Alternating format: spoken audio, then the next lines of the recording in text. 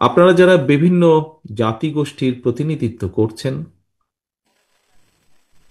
আমি মনে করি একটি বিষয় যদি আপনারা লক্ষ্য রাখেন, সেটি হচ্ছে এই এই মুহূর্তে যতটুকুই সরকার বা রাষ্ট্রের পক্ষ থেকে গৃহীত শিক্ষা এবং উন্নয়ন কার্যক্রমগুলো চালু আছে, সেগুলি প্রতিটি জাতিগোষ্ঠীর কাছে পৌঁছে দেওয়া এবং তাদেরকে সচেতন রাখা, আমি মনে করি যারা প্রতিনিধিত্ব করছেন তাদের অন্যতম একটি গুরুত্বপূর্ণ দায়িত্ব। পাহাড়ি অঞ্চলে কিংবা সমতলে বসবাসকারী প্রত্যেকটি জনগোষ্ঠী নিজের এবং নিজ দেশের স্বার্থ সম্পর্কে যদি সচেতন থাকে, তাহলে অবশ্যই কোনো অপশক্তি বিভ্রান্তি সৃষ্টির সুযোগ নিতে পারবে না বা সক্ষম হবে না। সম্মানিত প্রিয় উপস্থিতিবৃন্দ, বাংলাদেশের সমতল ভূমিতে এবং পাহাড়ি অঞ্চলে বসবাসকারী ক্ষুদ্র জাতিগোষ্ঠী কিংবা ক্ষুদ্র নৃগোষ্ঠী সংখ্যা সব মিলিয়ে খুব সম্ভবত অর্ধশত। এর মধ্যে দেশের সমতল অঞ্চলের ৬টি বিভাগের খুব সম্ভবত ৪২টি জেলায় প্রধানত ৩৭টি ক্ষুদ্র জনগোষ্ঠীর বসবাস। এছাড়াও পাহাড়ি অঞ্চলে আরও বেশ কয়েকটি ক্ষুদ্র জনগোষ্ঠীর বসবাস রয়েছে। এভাবেই বহু জাতি এবং বহু ভাষা এবং বহু সংস্কৃতির মানুষের দেশ আমাদের এই প্রিয় মাতৃভূমি বাংলাদেশ। ক্ষুদ্র জনগোষ্ঠীর উপস্থিতি, প্রতিনিধিবৃন্দ স্বাধীনতা উত্তর বাংলাদেশে সবাইকে বাঙালি বানাতে গিয়ে ক্ষুদ্র জনগোষ্ঠীর মনে একটি অবিশ্বাসের বীজ বা অশান্তির বীজ বপন করা হয়েছিল। কিন্তু পরবর্তীতে আমরা দেখেছি স্বাধীনতার ঘোষক শহীদ রাষ্ট্রপতি জিয়াউর রহমান বাংলাদেশি জাতীয়তাবাদ প্রতিষ্ঠার মাধ্যমে ক্ষুদ্র জনগোষ্ঠীর মন থেকে সেই অবিশ্বাস বা কষ্টটি দূর করতে সক্ষম হয়েছিলেন।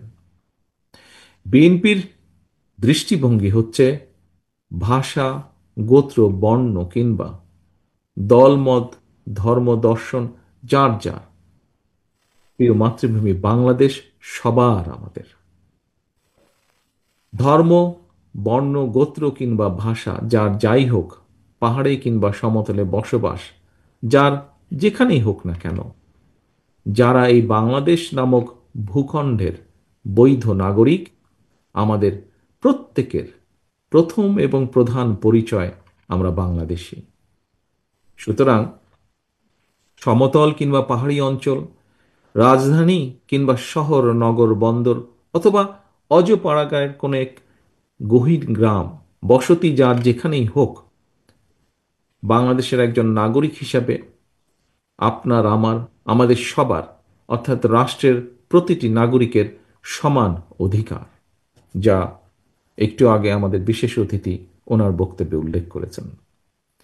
বিএনপি বিশ্বাস করে বাংলাদেশ শুধু বাঙালির নয়, ভিন্ন ভাষাভাষী ক্ষুদ্র জনগোষ্ঠী বৈধভাবে বাংলাদেশে বসবাসকারী এই বাংলাদেশ সবার।